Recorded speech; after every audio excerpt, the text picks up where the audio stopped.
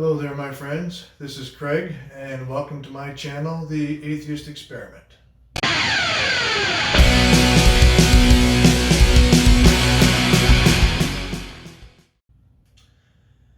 will say right at the start, I hesitated to write anything about this event. I'm not sure why. Maybe I felt like it wasn't my place to do so. Who the hell am I? I'm just a privileged, straight, white guy. But after much deliberation within myself, I finally decided to do it. If not for my own selfish ends, then maybe for the help of others that might be feeling the same way I do and are not sure how to express it. Ask anyone who knows me, expressing emotion is not my strength, but I am going to give it a try here.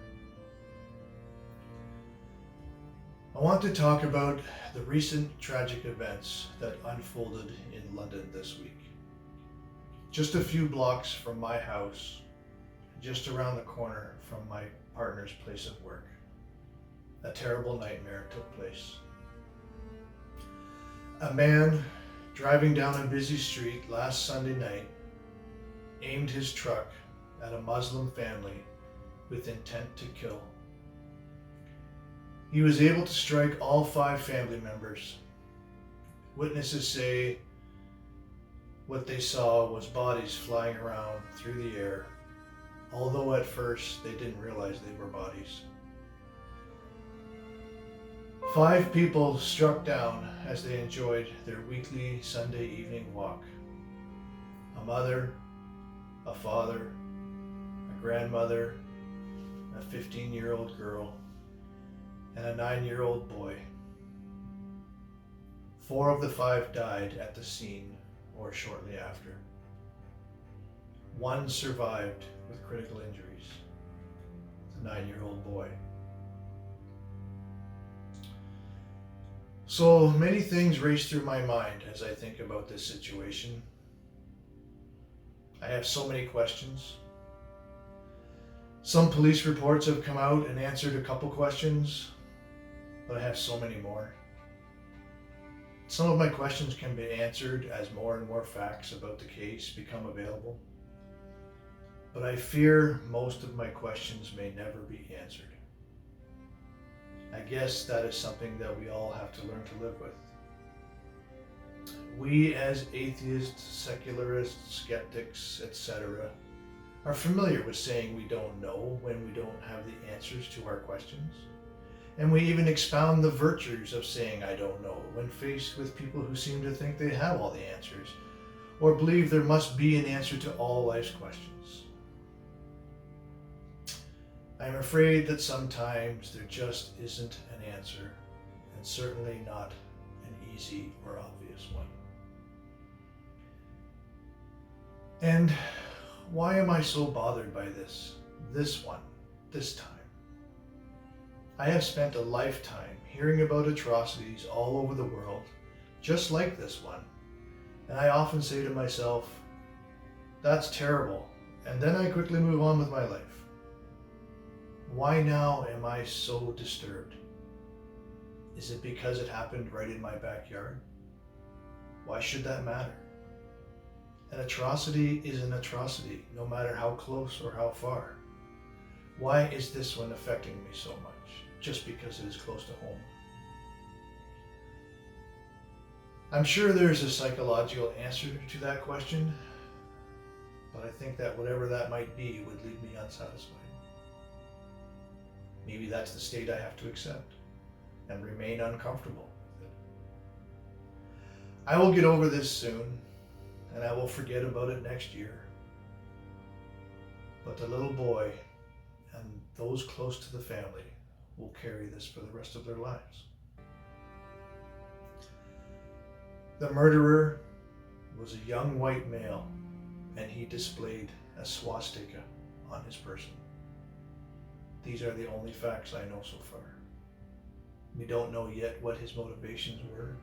Was it racially motivated, or religiously motivated, or a combination of both? It certainly seems like it was no accident, as witnesses heard the revving of the truck's engine as he speeded towards the innocent family. He was apprehended by the police as he was headed in the direction of a nearby mosque. Speculation suggests that he may have been headed to the mosque to inflict more damage, but there's no evidence thus far that this was the case.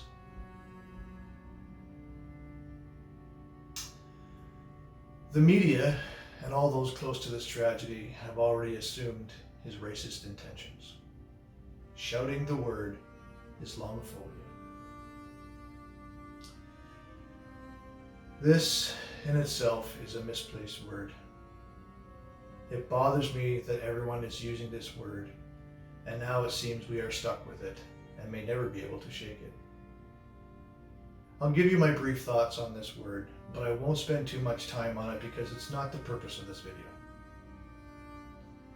Islam is a religion, and a Muslim is the person. The word Islamophobia is a bogus, fabricated word designed to shut down the discourse of criticizing an idea. It is perfectly okay to hate an idea. It is not okay to hate the person. It is not okay to hate the person. If we can't discuss ideas such as religion, how can we ever have open discussions about anything that may be oppressive? Ideas are not people. Ideologies are not people. People hold on to ideas, some good, some bad, and some neutral, but we have to be able to talk about the ideas. Attaching the word Islamophobia to an idea makes it seem like it's an attack on a person or a group of people, but it is not. There is no such thing as Islamophobia any more than there is a thing called Christianophobia or Buddhaphobia or Sikhophobia, etc. These are more examples of ideas. Xenophobia is prejudice towards people. Homophobia is prejudice towards people. Anti-Semitism is prejudice towards people. But Islamophobia is just a rejection of an idea. So let's talk about people. Specifically, let's talk about the poor 9-year-old boy whose world has been crushed. I haven't stopped thinking about this little boy since last Monday when I found out what had happened. It breaks my heart. One minute, you're living your life free of any worries or responsibilities, just enjoying a night out with your closest loved ones. I'm sure at the time he was doing what 9-year-old boys do best, annoying his parents, annoying his older sister, sucking up to grandma, bouncing around full of energy, wondering why everyone's walking so slow. Just being a happy-go-lucky kid, not having any awareness of how his life was about to drastically change. Now, I don't know this boy or what his life was like, but stories from friends and family suggest they were a typical loving family. Perfect and imperfect at the same time. What now? Who breaks the news to him that his family is all gone? What condition is he in when he wakes up from his injuries to receive this information? Is he even able to process what has happened? I'm sure he's on painkillers that make him groggy. He may be restrained by his injuries. I'm sure he cannot react the way a person would want to react when getting this kind of news. I picture his face swelling up with tears and not being able to scream or thrash about like an obviously distraught person would. He can't even run and hide or punch a wall. Is he even in any shape to be embraced by a hug? And even if he can, it's not the hug he wants. He wants his mom's hug, or his dad's hug. The kind of hug that tells a kid it's going to be all right. But it's not going to be all right. I can't imagine his sorrow. Some have said it might have been better that he died too, just to relieve him of having to suffer such an overwhelming grief. I tend to agree, but I don't know. Again, I ask, what now?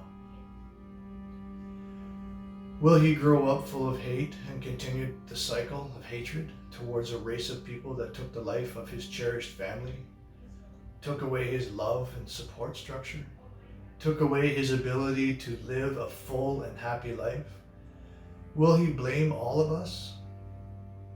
Will he hear his name on the news, and will we hear his name on the news in 20 years when he lashes out with all his pent-up hatred and hurts someone on the other side? And will we look at his past and judge him and disregard where his hate came from and simply label him another angry man with mental problems? Are we doing that now with this current madman who hatefully killed with great prejudice? I don't know. Or will this young boy find a way in his future to rise above his own visceral emotions and find a way to understand his attacker? Will he be one of those people we hear about who has become a good, well-adjusted person despite living through a terrible catastrophe? Someone who we could all look up to and aspire to be and give us hope for the future of our children. What will become of this boy? My optimistic side hopes deeply for the latter, but my realistic side sees the day-to-day hatred that perpetrates generation after generation. And I can't help but think this boy could be doomed to continue the cycle of hatred towards a people. Only the future will tell us, I guess. It will probably depend a lot on his influences in the next few years. Will he be influenced by hate, or will he find an inspiration that helps him to let go of it? This is why I'm doing this video. I want people to know, and I want this boy to know that yes, you will always find people that hate you. But you will also find people of all races and all nationalities that will love you. And I'm one of those people. So what do I do now? What do we do now? I know I speak a lot about the harms of religion, and you all probably know what I am thinking about this particular case. So I'm not going to go into it. I won't beat my own drum. I want to make something very clear. Despite all of my rants about religion, remember, I'm attacking an idea, not a person or a group of people. I still have great compassion for believers as much as I do non-believers. I embrace the people who follow religious beliefs, but I reject the idea and the ideals of those religions. What I have to do now, and what we all have to do now, is engage each other in conversation. I do not proclaim that all of my ideas are right, and I welcome anyone to challenge me on them as I would challenge you, but we have to keep talking. We have to engage each other, and we have to do it with passion, compassion, and respect. We have to flush out all the bad ideas because it is the only way to a harmonious future for all of mankind. This is our tribute to all those who have died based on an idea. We can't keep killing each other, or at the very least, we can't keep avoiding each other. We need to come together and ask each other hard questions. Don't enter into a conversation with a desire to win. Enter it with a desire to understand. No one's going to do it for us. We can only do it for ourselves. Take care, everyone, and I'll see you next time.